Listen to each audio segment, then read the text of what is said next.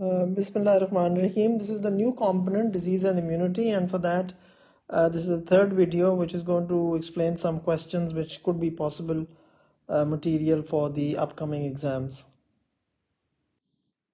Now, coming to question number 6, figure 6.1 is a flow diagram that shows what happens at the start of a bacterial infection. We have R, we have S, we have U, and then we have V. Cell R is a prokaryote. So cell R is a prokaryote, that means it's a bacteria, and cell S is a lymphocyte. So let's write it here on the paper. You can do this rough work on the paper, you don't have to worry about it. And R is a prokaryote, so this is a bacteria. This is the one which is going to be causing the damage. So bacteria and a lymphocyte is R lymphocyte. Bacteria cell R is a prokaryote and cell S is a lymphocyte. So they've given you this information. State the names of two cellular substructures that will be found in both prokaryotes and white blood cells. Again, it's prokaryote and eukaryote. So what will be present in both will be cell membrane. Cell membrane will be present in both. DNA will be present in both. And ribosomes will be present in both. And cytoplasm will be present in both. You see, what are they comparing? They're comparing a bacteria with an animal cell. Because a lymphocyte is an animal cell, it's a human cell. We are animals. So animal cell and a bacteria. So they expect you to make that comparison. So a cell membrane is present in both, DNA is present in both, ribosome, cytoplasm present in both. So state the names of two cellular structures. You don't read the question and then you write something else, both respire. Well, they're not asking you the function of it. They're not saying which processes both can do. So cell structures, then it says describe how the cellular structure of white blood cells differ from the cellular structures of prokaryotes. How do they differ? Oh, there's a whole lot of differences. White blood cells do not have a cell wall. Prokaryotes have a cell wall. Then they have white blood cells have mitochondria. Prokaryotes do not have any mitochondria. Then white blood cells have a nucleus. Prokaryotes do not have a nucleus. And then chromosomes, they have linear chromosomes, while that they have a loop of DNA. They have large ribosomes, small ribosomes, no plasmids, plasmid presence in bacteria. White blood cell is much larger, prokaryotes much smaller. Then white blood cell produce antibodies, prokaryotes do not produce any antibodies. Now, whenever you such get a question in which you have to give me the differences between this and this or something, animal cell, plant cell, you can easily draw this line. You can easily draw a line in between and you can just write one heading, one WBC or white blood cell on one side and prokaryote on one side. So no cell wall present, nucleus, no nucleus, linear chromosomes, loop of DNA, large ribosomes, small ribosomes, larger in size, smaller in size, antibodies, no antibodies, and of course one more is no plasmids present. So no plasmids and plasmids present. So you could have given me any of three of these. So you have to give me a comparison that white blood cells do not have a cell wall, prokaryotes have a cell wall. When they say differs, how blood cells differ, this important word is differ. If it says differ, then you have to give me the differences. Then you have to make me a comparison that this has a nucleus, this does not have a nucleus. This has linear chromosome, this has a loop of DNA or circular DNA. Or you can say they have histone proteins and those are naked chromosomes. They do not have any histone proteins. Larger ribosomes, smaller ribosomes, no plasmids in cytoplasm, plasmids in cytoplasm. So always do a comparative analysis, only then I can give you a mark for that. If you just said WBCs do not have a cell wall, I won't give you a mark because you didn't tell me prokaryotes do have a cell wall. Then coming to the B part of the question, cell R is a pathogen. So that means it's a virus or a bacteria. And this is R. It has structures T on its surface. Antigens. These structures are recognized by the lymphocyte. They are recognized by the lymphocyte. Why? Because it has a complementary antibody on it. These structures are recognized by cell S. S is the lymphocyte. Cell S is a lymphocyte and it produces structures V. What are structures V? Are these antibodies. Cell R reproduces by binary fission. Yes, this is a bacteria, so it reproduces by binary fission. So if this is a bacteria, it will be for bacteria, B for binary fission. So bacteria divides by binary fission. So cell R is a bacteria. And cell S divides by the process used. Cell S is what? Cell S is a lymphocyte. It can only divide by mitosis. So now it's asking you T, U, and V. So what is T? T is an antigen. Surface markings, face ID, just like your phone recognizes your face ID and opens up. Then U is mitosis. It's underlined, you can't use any other word. And V is antibodies.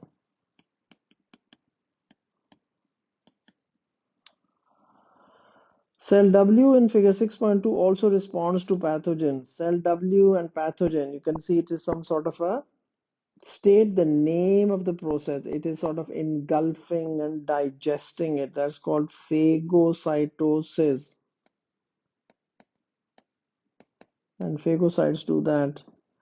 Then describe what happens to the pathogen during the process shown in figure 6.2. What happens? Phagocyte engulfs the pathogen. Phagosome or a vacuole forms, phagocytic vacuole forms. And enzymes are released, and these enzymes digest and destroy the pathogen. So phagocyte engulfs the pathogen, phagocytic vacuole forms, and enzymes release which digest and destroy the pathogen. I mean, do not use any other word like kills the pathogen. That would be wrong. The word is digest, or you can say break down and destroy the pathogen. Question 7. Cholera is a transmissible disease. What does mean transmissible disease? One can be transferred from one person to another. So there's a pathogen involved. Like scurvy is a disease is vitamin C deficiency, but it can't be transferred from you to me, because if you're suffering from vitamin C deficiency, well, you're not taking vitamin C. But I can't get that disease because if I'm eating enough citrus fruits, I'm getting vitamin C, so I cannot get it from another person. State the name of the type of pathogen that causes malaria. It's a bacteria. Or you could have said what type, it is a bacteria, but actually it's a prokaryote. But they didn't ask you that. A study was designed to test the effectiveness of a cholera vaccine in an area where outbreaks of cholera occur very frequently. The doctors gave some people in this area the new vaccine. Suggest what the cholera vaccine must contain to be effective. It contains the weakened pathogen or the dead pathogen or even antigens of the pathogen. So suggest what the cholera vaccine must contain to be effective is that, say this is the bacteria which causes cholera. So this is the pathogen on its surface.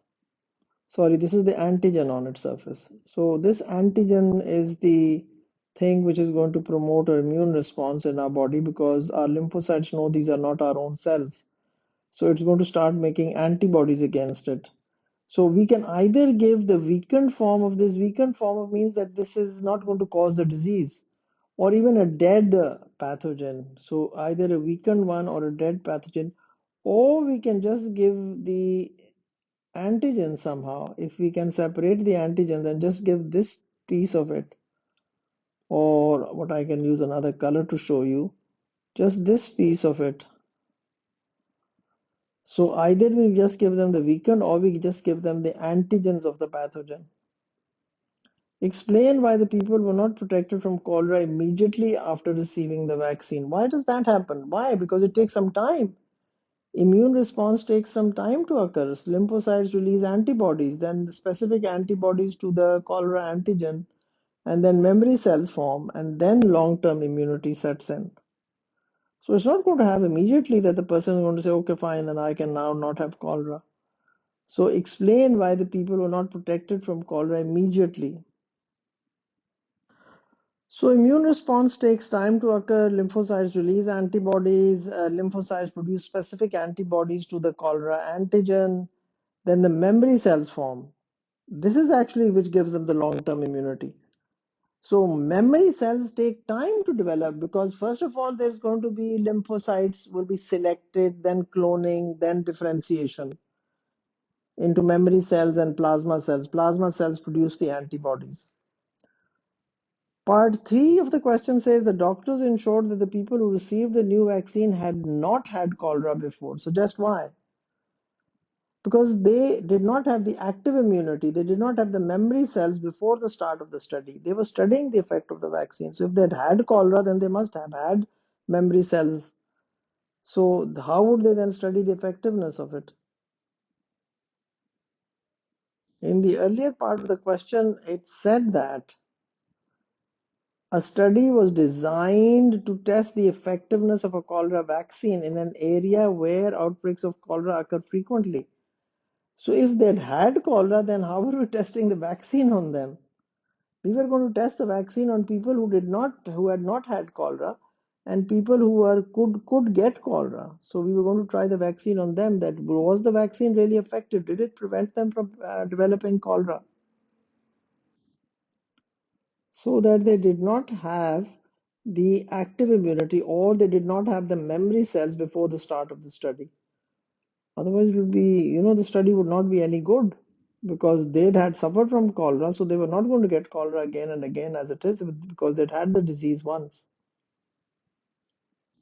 Number 4, there was an outbreak of cholera in the area 2 months after the new vaccine was given. The people who had symptoms of cholera were monitored in hospitals for 2 days. Some of the infected people had received the new vaccine and others had not received the vaccine. The results are shown in figure 4.1. The people who had been vaccinated is this color, and the people who are not vaccinated are these people. So these are the ones not vaccinated, not vaccinated, and not vaccinated. And these are the ones which are vaccinated were these ones and these ones. So the results are shown in figure 4.1. We have percentage of people in hospital with symptoms, and then we had factors monitored in hospital: high body temperature, diarrhea, and pathogens present in the feces. So nearly 61% of the vaccinated people had the pathogen present in the feces, but the not vaccinated were about 96%. Then the diarrhea was more in the vaccinated and was more in the not vaccinated. You see, diarrhea was more in the not vaccinated. This is the one diarrhea not vaccinated. There are a lot of diarrhea, but the vaccinated ones were lesser diarrhea. And the high body temperature was only in the not vaccinated. There was there's only this one. So we only had it in the not vaccinated. So very interesting graph. Using the information in figure 4.1, discuss how effective the vaccine was at preventing the symptoms of cholera. So the people who were vaccinated, you did a comparison. That was a very easy comparison to make. You see the differences. More pathogens in the non-vaccinated group. More pathogens in the non-vaccinated group. This was the non-vaccinated group. There were more people, more pathogens in the non-vaccinated group. And some vaccinated people did get symptoms. Some vaccinated people did get symptoms. We had diarrhea too. We had diarrhea and pathogens present in the feces in the vaccinated people. So you could give me a comparative data quote of diarrhea was in not vaccinated how many percent and in the vaccinated how many percent, and that would have got you your marks for this information of discuss how the effective was the vaccine. Now you can see whenever they ask you to give information or discuss it, so you must give me some data code. And this is called a data code, meaning that you give me some comparison. Like I said, diarrhea in vaccinated and not vaccinated. So diarrhea in vaccinated was 18% and in not vaccinated was 91%. So that is called a data code. This information, 1 mark is a data code. Data quote, that means you quote some data from the graph or from the bar chart or something like that. So more pathogens in the non-vaccinated group. Some vaccinated people did get symptoms of vaccine, not 100% effective. Diarrhea in the vaccinated was 18% and not vaccinated it was 91%.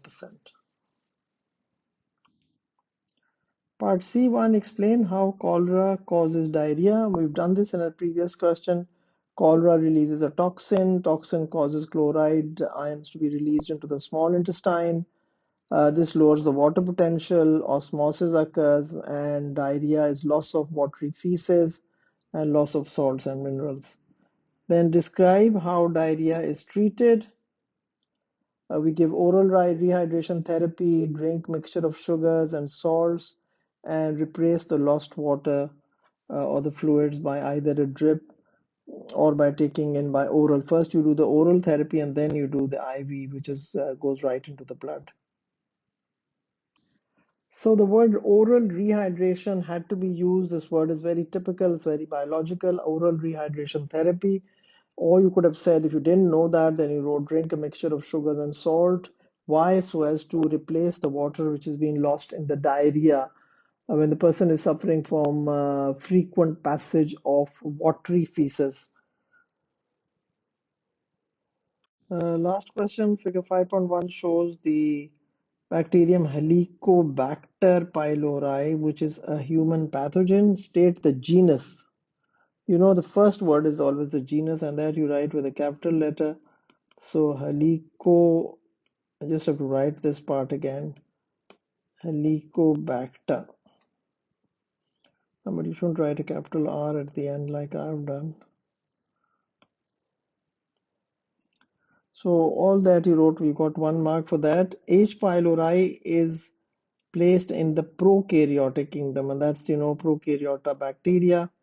State two structural features that the bacteria shares with other prokaryotes. What does it have with other? Yes, circular DNA, plasmid, cell membrane, cell wall, cytoplasm, capsule, ribosomes, and flagella. So it's two structural features that the bacteria H. pylori shares with other bacteria. Prokaryotes are bacteria. So if you wrote cell wall and cell membrane, well, you would get 2 marks for it. But what other answers were correct as well? I'm not writing all the answers. Circular DNA, plasmids, cytoplasm, capsule, ribosomes, flagella. H. pylori can cause infections in the stomach. Suggest how this infection could be treated. Of course, what do? We give antibiotics. Antibiotics kill bacteria. Then it says state one natural body defense that is found in the stomach, the HCl, the hydrochloric acid. The hydrochloric acid is a powerful tool. Hydrochloric acid is a gift to you from God because it protects you from any invading pathogens. You could have said hydrochloric acid, you could have said gastric acid or stomach hydrochloric acid, and also the mucus also that. So one natural, so the mucus also is a very protective. So you could have said that. Then the last part of the question is the immune system is not very effective against pathogens such as H. pylori that live inside the alimentary canal. This means that active immunity and passive immunity do not provide complete protection against H. pylori infections. Explain how active immunity differs from passive immunity. In active immunity, what happens? There's exposure to the pathogen. So, after an infection by the pathogen, an immune response occurs. In active immunity, your lymphocytes perform some activity. So there is number one, the pathogen has to enter your body. So you are exposed to the antigen on it, the face ID on it, the surface markings on it.